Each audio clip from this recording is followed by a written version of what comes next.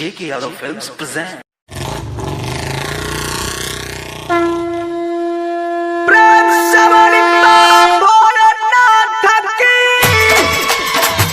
J.K. Yadav Films.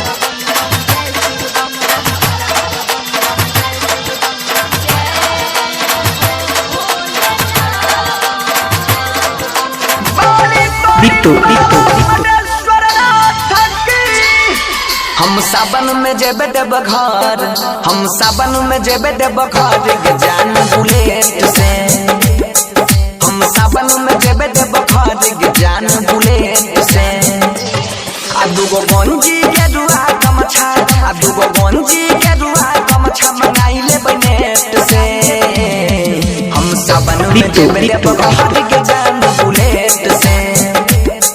हम सावन में जेबे देब घर के जान बुलेट से। DJ Bittu K Rabhangama Bazaar Kuwari Chula school के पास।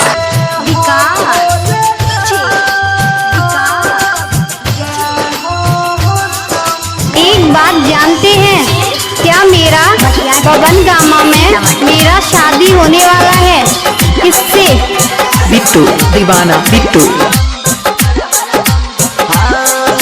सुल्तानगंज में जाके पहले जल भरबई बिट्टू बिट्टू मन ध्यान से बाबा के हम पूजा करबई गे। हाँ, सुल्तानगंज में जाके पहले जल भरबई गे। मन ध्यान से बाबा के हम पूजा करबई गे। पीस लेबै भान धतूर भोले बाबा के खातिर, दुख सुख बतलैबै हम झुकाई के सिर। धारैले चल लाइन में लगबै न लेट से। हम सावन में जेबे देब घर के जान बुलेट से। हम सावन में जेबे देब घर के जान बुलेट से।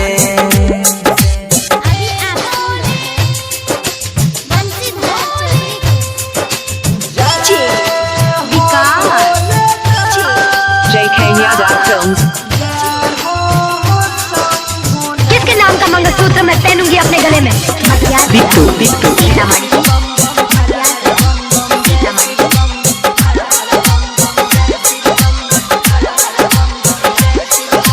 पहिला सोमवारी के दिन में बहुते भीड़ होई छै गे। पाबै छै दर्शन उहे जे करत कबीर होई छै गे। हाँ, पहिला सोमवारी के दिन में बहुते भीड़ होई छै गे। पाबै छै दर्शन उहे जे करत कबीर होई छै गे। बाबा बैजू के मंदिर में जतना लोहो बियाबै छै, सच्चा हृदय वाला सुख के फल पाबै छै। बनसीधर भरत भयंकर हटत न गेट से। बिट्टू हम सावन में जेबे देब घर के जान बुलेट से। हम सावन में जेबे देब घर के जान बुलेट से। Mobile number 82 27 84 50 86। J.K. Yadav Films.